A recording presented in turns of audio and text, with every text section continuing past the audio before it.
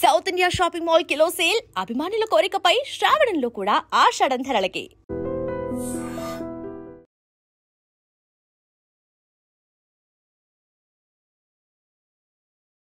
నమస్తే, welcome to I dream.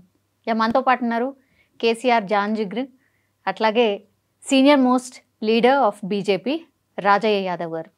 Sir నమస్తే, ఎట్లున్నారు సార్? బాగున్నారా? బాగున్నా. మిమ్మల్ని చూడంగానే అసలు ఇక నాకున్న డౌట్లు అన్నీ అడగాలనిపిస్తుంది. అడగండి.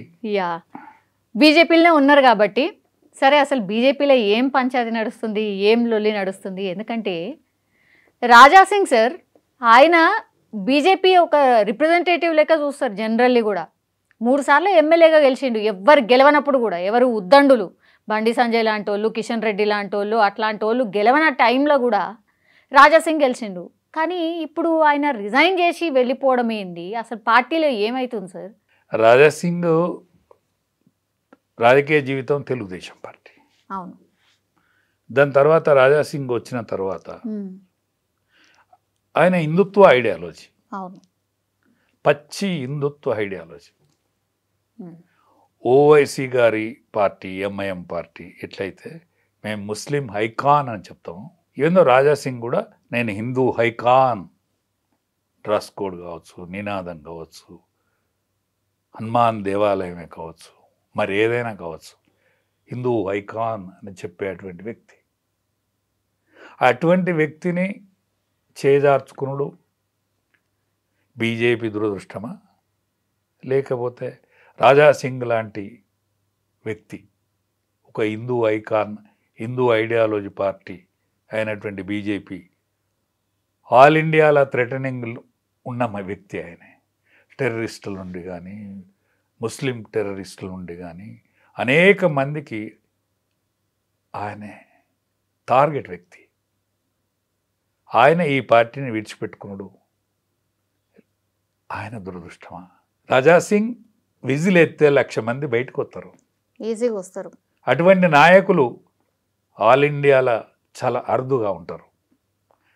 ఒకప్పుడు టైగర్ నరేంద్ర, అవును, ఎంఐఎం అధినేతగా వెలువబడ్డ వ్యక్తి సలాలుద్దీన్ ఓవైసీని 5,000 ఓట్లతో మాత్రమే ఓడిపోయిన వ్యక్తి ఆనాడు 5,000 ఓట్లతోనే ఓడిపోయాడు. ఒక వ్యక్తి బ్యాచిలర్, పాత బస్తీ వీరుడు అశోక్ యాదవ్ అలాంటి వ్యక్తిని పోగొట్టుకున్నది బీజేపీ. ఇవాళ అలాంటి కోవకు చెందినటువంటి వ్యక్తే రాజాసింగ్. ఇవాళ ఓవైసీకి అడ్డంగా నిలబడి కొట్లాడి తొడగొట్టి రా బస్తీ మే సవాలనే విసిరేటువంటి వ్యక్తిని పోగొట్టుకున్నాడు బీజేపీ నాయకత్వం. ఆలోచించవలసిన సమయం. అటువంటి వ్యక్తిని పోగొట్టుకోవద్దు. అటువంటి వ్యక్తి పోడు ఆయన దురదృష్టం, పోగొట్టుకున్నాడు పార్టీ దురదృష్టం కూడా అని నేను భావిస్తాను. ఎందుకు సార్? బాగా రోజుల నుంచి కూడా నడుస్తుంది కదా సార్. అంటే ఆయన చెప్తున్నాడు పార్టీ ఇట్లా లేదు, మీరు మార్చుకోవాలి, మీరు ఇట్లా ఉండాలి అని డైరెక్ట్గానే చెప్తున్నాడు సార్. అంటే మారుతున్న కాలం కోసం మార్పే కరెక్ట్ అని చెప్పినటువంటి నినాదం. ఎవరు నినాదం? కార్ల్ మార్క్స్ చెప్పిండు. కార్ల్ మార్క్స్ కూడా ఎప్పటికప్పుడు పరిస్థితుల ప్రభావం తీరు మార్చుకున్నదే మార్కిజం అని చెప్పిండు. ఆ మార్కిజాన్ని అనుసరించి దీన్ దయాళ్ ఉపాధ్యాయ గారు మాకు రెండవ అధ్యక్షుడు, మా ప్రథమ అధ్యక్షుడు కాశ్మీర్లో చనిపోయిన తర్వాత కన్నీళ్లతో బాధ్యత తీసుకున్నటువంటి దీన్ దయాళ్ ఉపాధ్యాయ గారు, కార్ల్ మార్క్స్ ఏదైతే మారుతున్న ప్రపంచం కోసం, పేద జనాని కోసం తపించిన ఋషి. కానీ ఆయన చూపెట్టిన మార్గం కరెక్ట్ కాదు. మన మార్గం పేదోని కిందనే సంపద ఉంటుంది. ఎట్లా ఉంటుంది సంపద? తామరాకు కింద నీళ్ళు ఎట్లయితుంటుందో పేదోని దగ్గర ఉండేదే సంపద. కానీ సంపద నాకున్నదని పేదోని తెలియదు, నా దగ్గరనే ఉన్నదని పేదోని తెలియదు. తామరాకు ఎట్లయితే నీళ్ళల్లో తామరాకు ఉంటుందో నీళ్లను గ్రహించే శక్తి తామరాకు ఉండదు. ఆ గ్రహించేటట్టు చేసేటువంటి బాధ్యత జనసంఘ్ కార్యకర్త మీద ఉన్నది. తొలి పేదవాడు సుఖాన్ని అనుభవించినప్పుడు, కనీస అవసరాలు వెళ్ళినప్పుడు మాత్రమే మన పార్టీకి నిజమైన నివాళి. కార్ల్ మార్క్స్ తప్పించిన ఋషి, కానీ గతి తప్పిన ఋషి కార్ల్ మార్క్స్. ఆ ఋషత్వాన్ని మనం తీసుకోవాలి. ఏకాత్మ మానవాద సిద్ధాంతాన్ని మనం పార్టీ స్వీకరించాలని చెప్పిన వ్యక్తి మాకు దీన్ దయాళ్ ఉపాధ్యాయ. అటువంటి పార్టీలో మేము ఉన్నందుకు మేము గర్వించి బతికేది. పేదరికాన్నైనా అనుభవించేది, ఎన్ని కష్టాలైనా అనుభవించేది, మమ్మల్ని సపోర్ట్ చేసేటోళ్ళు లేకున్నా సంతోషపడేతోళ్ళం, 5 కార్యకర్తలున్నా ఆనందంగా గడిపిన వాళ్ళం. అటువంటి పరిస్థితి నుంచి ఇవాళ భారత రాజకీయాలను శాసించే దశకి వెళ్ళినాం. ఇటువంటి దశలో ఇప్పుడు తెలంగాణలో జరిగేటువంటి పరిస్థితులు ఏవైతున్నాయో అవి హర్షించదగ్గ విషయాలు అయితే కావు. ఓకే, పార్టీలో ఉంటూ కూడా మీరు ఈ మాట చెప్తున్నారు అని అంటే, ఇప్పుడు రాజా సింగ్ రిజైన్ చేయడం, ఆ రిజైన్ని యాక్సెప్ట్ చేయడం మీరు హర్షిస్తారా, ఒప్పుకుంటారా సార్? బాధపడతా. ఓకే, బాధపడతా. పార్టీ క్రమశిక్షణకు కట్టుబడి ఉంటా, కానీ బాధపడుకుంటుంటా. కన్నీళ్లు తీసుకుంటూ పార్టీ క్రమశిక్షణకు బాధపడుకుంటూ వింటా, కానీ కన్నీళ్ళు కార్చొద్దు అని చెప్పేటువంటి కన్నీళ్ళకైతే వాళ్ళు అడ్డం రారు కదా. ఇటువంటి స్థితి రావద్దు. ఓకే, వచ్చుడు రాజాసింగ్ దురదృష్టమే, పార్టీకి కూడా దురదృష్టమే. ఏమో మాట్లాడే ప్రయత్నం ఏదో జరుగుతోంది, మళ్ళా కేంద్ర పెద్దలు ఏదో పిలుస్తున్నారు అని ఇట్లా వార్తలు వస్తున్నాయి. మాట్లాడాలి, తప్పకుండా మాట్లాడాలి. రాజాసింగ్ మాట్లాడించుకోవాలి, వాళ్ళు మాట్లాడాలి కూడా. ఎందుకంటే అటువంటి నాయకుడు దొరకడు. భీముడు విషాన్ని జీర్ణించుకున్నాడు కదా. భీముడు అన్నాన్ని పెట్టిన కౌరవులు మాయోపాయం చేసి, ఆనాడు శకుడు, ఆనాడు దుర్యోధనుడు విషం పెట్టినా కూడా విషాన్ని కూడా తట్టుకునే శక్తివంతుడు కదా భీముడు. అట్లనే రాజాసింగ్ అటువంటి శక్తివంతుడిని పోగొట్టుకుంటే ఎట్లా పార్టీ? మరి క్రమశిక్షణ అంటేనే బీజేపీ అంటూ ఉంటారు కదా సార్, మరి క్రమశిక్షణ తప్పి ఆయన మాట్లాడిండు అనేదే, చర్య తీసుకున్నాం అనేది ఒక లైన్ కనిపిస్తున్నది మన ముంగట. దానిలే ఒకటే, దాని లోపల జరిగిన విషయాలు ఏందో బయటకు వస్తే కదా తెలిసేది. రాజాసింగ్ నామినేషన్ వేయటానికి వేయండు, అక్కడ జరిగిన తతంగం ఏంటిది, అక్కడ జరిగిన తంతేంది? రాజాసింగ్ నామినేషన్ వేయటానికి అర్హుడా కాడా?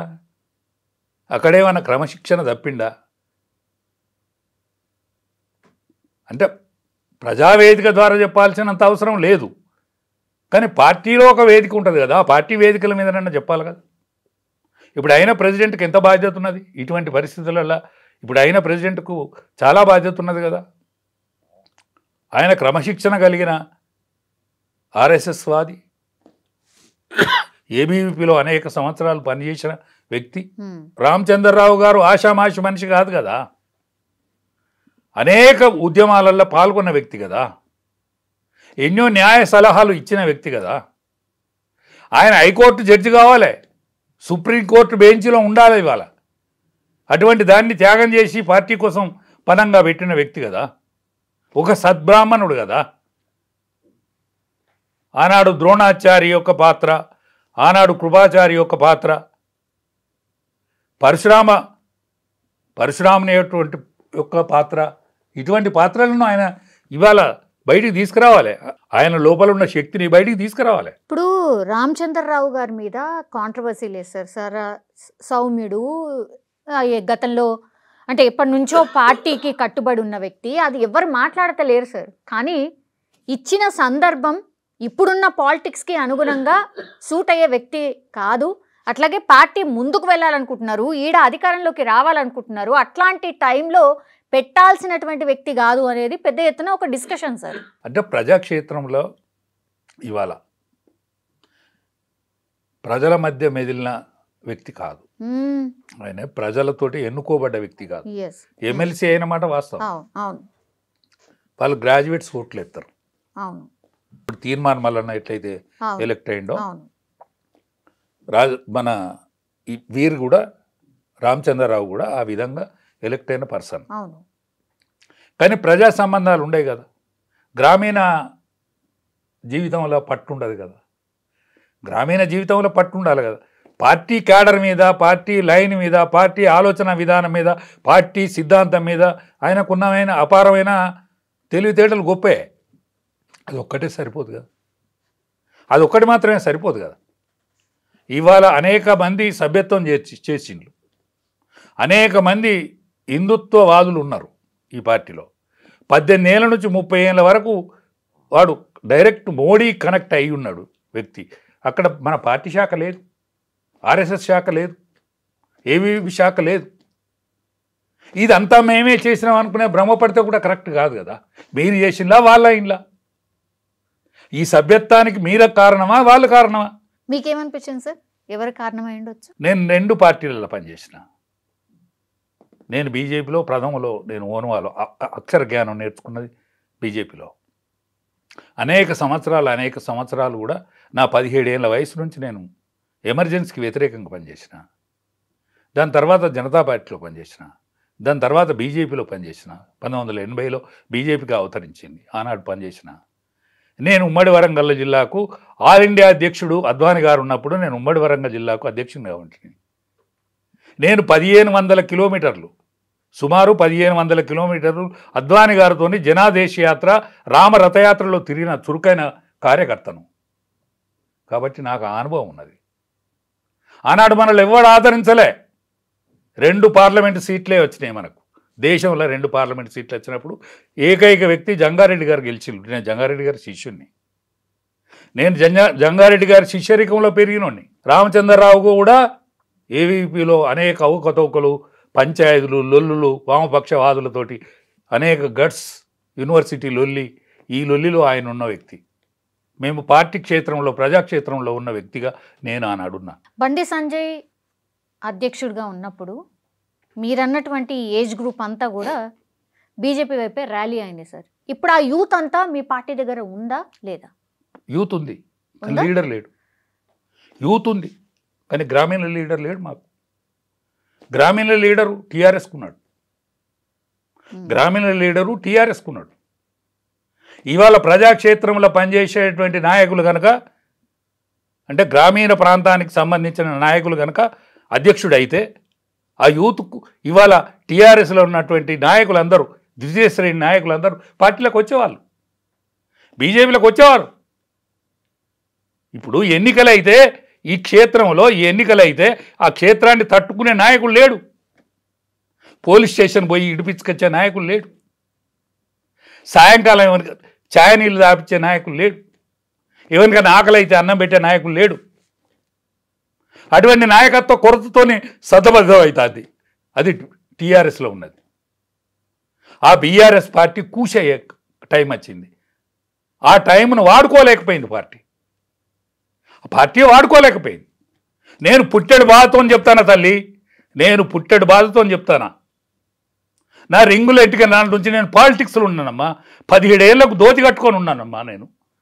అటువంటి వానికి బాధ ఉంటుంది కదా. నా సొంత పిల్లలు, నా సొంత భార్య, నా కుటుంబం అని అనుకోలే. నా పార్టీ నా కుటుంబం అనుకున్నా. ఒకనాడు బీజేపీ, దాని తర్వాత టీఆర్ఎస్ మునిగిపోయే కాలం వస్తే మళ్ళీ నా పాత బీజేపీని ఎంకులాడుకొని వచ్చా కదా. మళ్ళీ బీజేపీకి ఏమైనా ఇబ్బంది అయితే నేను బాధపడకపోతే ఎవడు బాధపడతాడు చెప్పండి. ఇప్పుడు ఎలక్షన్స్ రాబోతున్నాయి, స్థానిక సంస్థల ఎలక్షన్సే రాబోతున్నాయి. ఏంటి సార్ పార్టీ పరిస్థితి మరి? లీడర్ లేడు. ఎవరు సర్పంచ్కు నిలబడుతూ లేడు. మాకు సర్పంచ్కు నిలబడుతూ లేడు. ఎంపీటీసీకి నిలబడే క్యాండిడేట్ లేడు.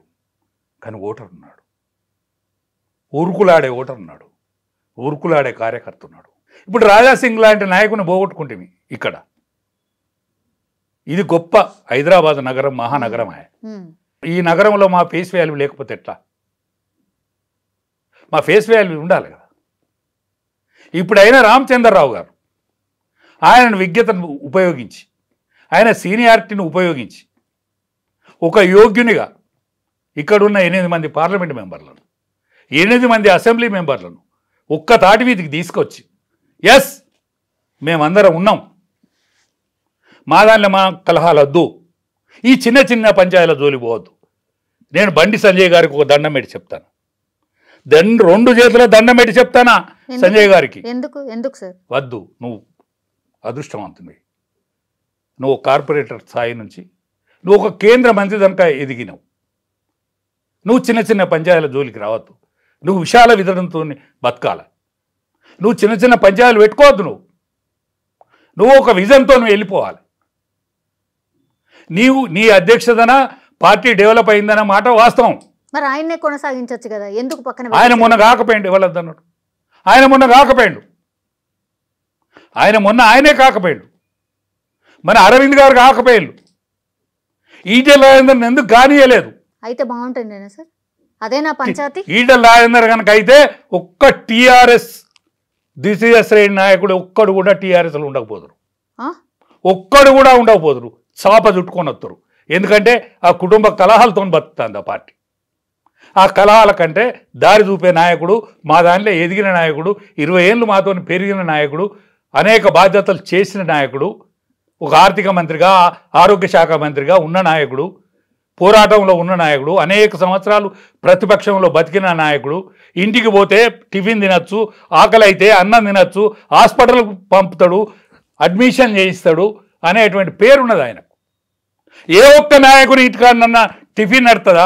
ఏ ఒక్క నాయకుని ఇంటికాడనన్నా భోజనం పెడతారా? ఏ ఒక్క నాయకుని ఇంటికాడనన్నా ఛాయ పోతారా?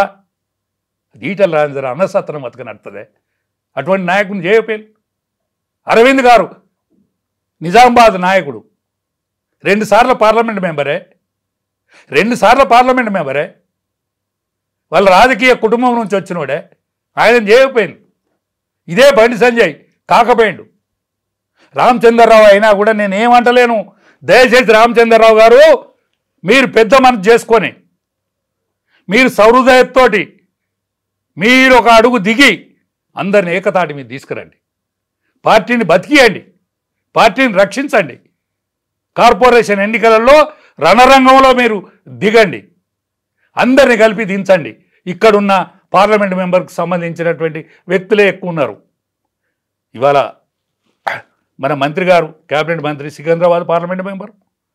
దాని తర్వాత ఈటెల రాజేందర్ గారు, సువిశాలమైనటువంటి పార్లమెంటరీ పరిధి, అదంతా కూడా కార్పొరేషన్ కిందకే వస్తుంది.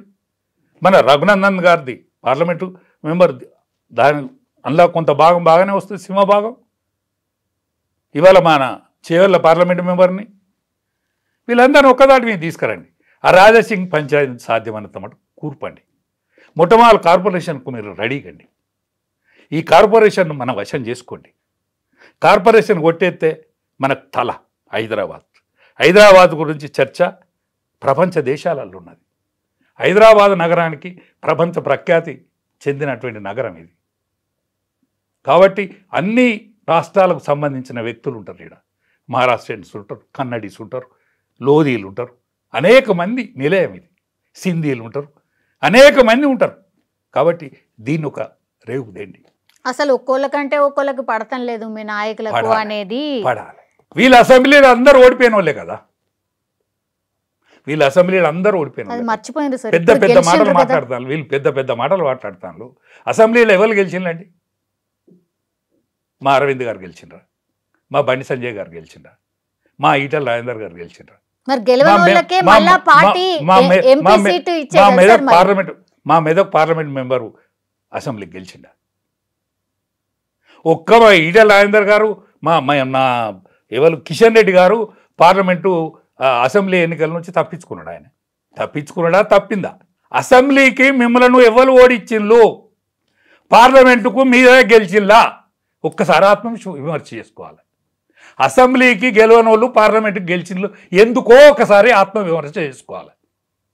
ఒక సీనియర్ మ్యాన్గా, మీ తోబుట్టువుగా, మీకంటే 1 సంవత్సరం పెద్దోనిగా నేను ఆర్థిస్తాను సుమా. మిమ్మల్ని అవహేళన చేస్తలేను సుమా. మిమ్మల్ని అందరినీ కలిసేటువంటి అవకాశం రాలేదు సుమా.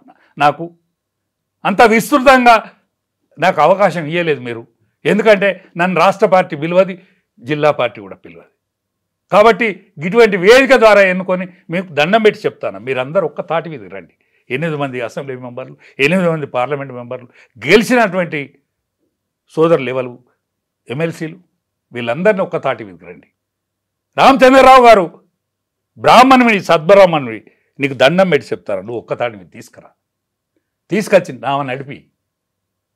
ఎదురు దెబ్బలు ఎన్నో జరిగినాయి పార్టీకి. 2 పార్లమెంటు సీట్లే ఉండే ఒకనాడు, కానీ 80 పార్లమెంటు సీట్లు సెకండ్ మెజార్టీతో ఉన్నాయని ఇప్పటి వరకు ఎవరికి తెలియదు. ఎవరు చెప్పరు, ఒక్క మాట కూడా చెప్పరు, చెప్పరు మన వాళ్ళు తెలిసి కూడా.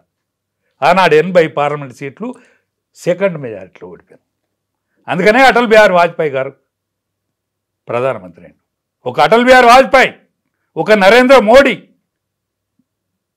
ఇటువంటి వ్యక్తులు సువిశాలమైన మనసుతో చూసినారు వాళ్ళు.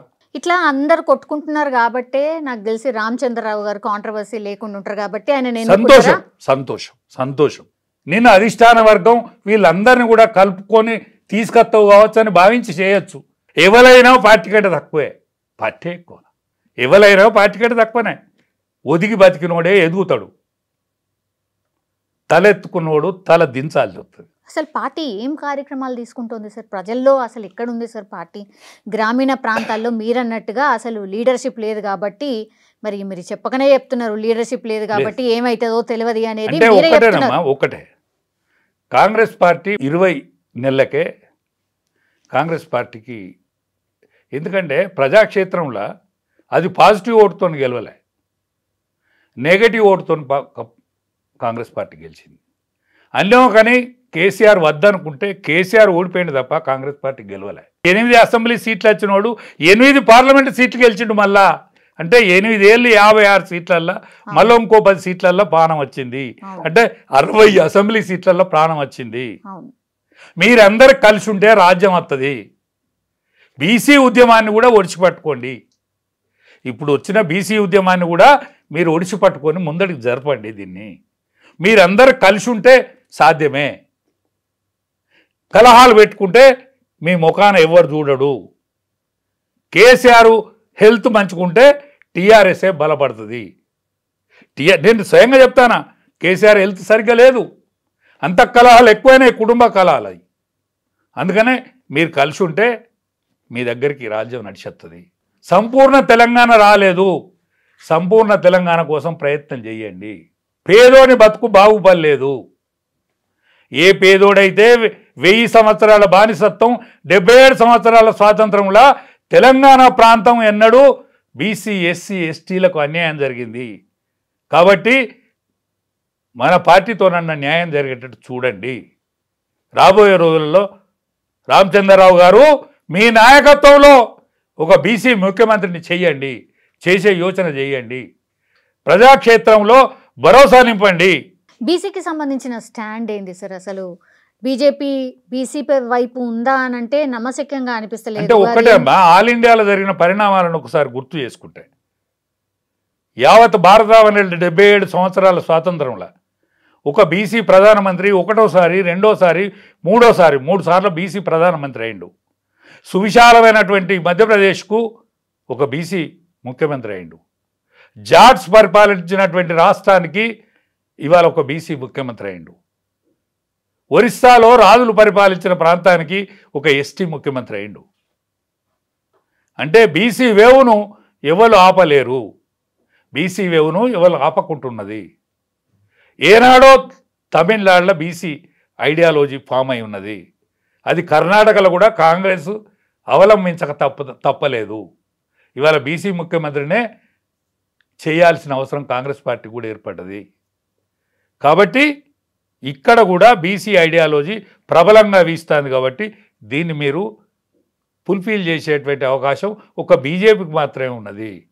ఇంకోటి ఏంటంటే సార్, మొన్న మోహన్ భాగవత్ ఆర్ఎస్ఎస్ చీఫ్ ఆయన ఒక కామెంట్ చేశారు, 75 సంవత్సరాలు నిండిన వాళ్ళు రిటైర్ అయిపోవాలి. ఆయన ఒక పుస్తకావిష్కరణ సభకు పోయిండు.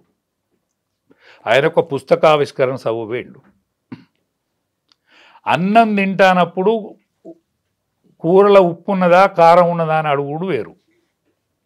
అన్నం తింటానప్పుడు వండిన తల్లి కొడుకు పెట్టిన లేకపోతే భర్తకు పెట్టిన ఉప్పుల ఇవాళ కూరల కారం ఉన్నదా ఉప్పు ఉన్నదా అని అడగచ్చు. అది సందర్భం, అన్నం తినే సందర్భంలో అడగాలి. ఆయన పుస్తకావిష్కరణ సభ పోయి మానవ జీవితం యొక్క సమావేశం చెప్పిండు. ఆయన మానవ జీవన విధానం చెప్పిండు. బాల్య యవ్వన కౌమార వృద్ధాప్య ఈ 4 దశలు చెప్పిండు. ఈ 4 దశలను దీనికి అన్వయించుకొని ఈ మోడీ గారు దిగిపోతే మంచిగుండు. మోడీ గారు ప్రపంచ దేశాల సరసన నవ యువకునిగా మెదులుతాండు. ఆయనతోని పోటీ పడలేకపోతాండు. అమెరికన్ ప్రెసిడెంట్ కావచ్చు, లేకపోతే రష్యా ప్రెసిడెంట్ కావచ్చు, లేకపోతే చైనా ప్రెసిడెంట్ కావచ్చు. ఆయనతో నడకల పోటీ పడతారా, మాటల పోటీ పడతారా, పాటల పోటీ పడతారా, దేనిలో పోటీ పడలేకపోతాను. ఎందుకమ్మా ఈర్ష్య? ఇక్కడోళ్ళకే ఈర్ష్య ఎందుకు? ఆ ప్రధానమంత్రిని ఎందుకు ఓర్వలేకపోతాను? ఇవాళ ప్రపంచ దేశాల సరసకు ఇవాళ యూరోప్నే పక్కకు నెట్టిండే, లండనే పక్కకు నెట్టిండే. ఇవాళ 3వ ఆర్థిక దేశంగా పరడిల్లబోతుంది భారతావని. ఎందుకు అనుమానం వస్తుంది? అనుమానం వచ్చిన తర్వాత అందరూ కూర్చొని ఆలోచిస్తారు కదా. మాకు కావలసినంత మంది ప్రధానమంత్రులు ఉన్నారు కదా మా దగ్గర. ఎందుకు ఇప్పుడే ఎందుకు అనుమానం వస్తుంది? అంటే 75 ఇయర్స్ తర్వాత 75 ఇయర్స్ తర్వాత అనేది ఇవాళ 82 ఏళ్ళు ఉంటాడమ్మా మాకు. ఎవరు? అజిత్ దోవల్ గారు. ఆయన అక్కెర్రాడని తీసేస్తావా? ప్రపంచంలో టెర్రరిస్టులను ఎదుర్కొనేటువంటి పెద్ద మనిషి ఆయన. ఇవాళ ఆయన నాయకత్వంలో జరిగేటువంటి దాన్ని అన్నో కన్ను వద్దా. ఎందుకంటే ఎవరిని పడితే వాళ్ళని ఎదుర్కొంటాను, టెర్రరిస్టులను ఏర్పారెత్తాను, ప్రపంచ దేశాలలో మన దేశం అంటే భయపడతాను సుమా, అన్నో కన్ను వద్దా. అక్కెర్రాన్ని పూర్వంగా తీసుకొచ్చి పెడతాం, ఏం జైల్లో నుండి పెడతాం అని అందామా? ఆయన ఉంచుదామా? అంత కోపం ఎందుకు? ఏమో ఆర్ఎస్ఎస్కి సంబంధించిన చీఫే ఇట్లా అనడం. ఆర్ఎస్ఎస్కు సంబంధించిన వ్యక్తి పుస్తకావిష్కరణ సభకు మాట్లాడిన మాటను తీసుకొచ్చి ఇక్కడ పెడితే ఎట్లా? దానికి తేడాలు ఉంటాయి కదా. సో ప్రధానమంత్రి ఈసారి ఆయనే ఉంటారు, ఆ నెక్స్ట్ టర్మ్ కూడా ప్రధానమంత్రి నరేంద్ర మోడీ. ప్రజలు వద్దనే దానికి ఉంటాడు. ఏందమ్మా పార్టీకి ఏం సంబంధం? ప్రజలకు వద్దనే సేపు ఉంటాడు. ప్రజలకి వద్దు అని ఓడిస్తారే పెడితే. ఆయన ఓడిపోతాడని తెలిసినాక ఆయనే ఉండడు. ఆయనంత విజ్ఞుడే. ఎస్ నేనే వద్దు చేసే కాడి చేసిన, ఎస్ నెక్స్ట్ నా వారసుడు వీళ్ళని ప్రకటిస్తాడు. కానీ ఎందుకు సార్ మరి తెలంగాణ వైపు ఎందుకు చూస్తలేరు? మరి ఏమైతుంది? తెలంగాణకి ఇంకా 3.5 సంవత్సరాల టైం ఉన్నదమ్మా. పార్టీ పరిస్థితి 3.5 సంవత్సరాల టైం ఉన్నది. ఈ స్థానిక సంస్థల ఎన్నికలు అయితేయా కావా ఇంకా అది తేలలేదు. అంటే తెలంగాణ మీద దృష్టి పెట్టట్లేదు కాబట్టే కాంగ్రెస్లో కుమ్ములాటలు కామన్ సార్.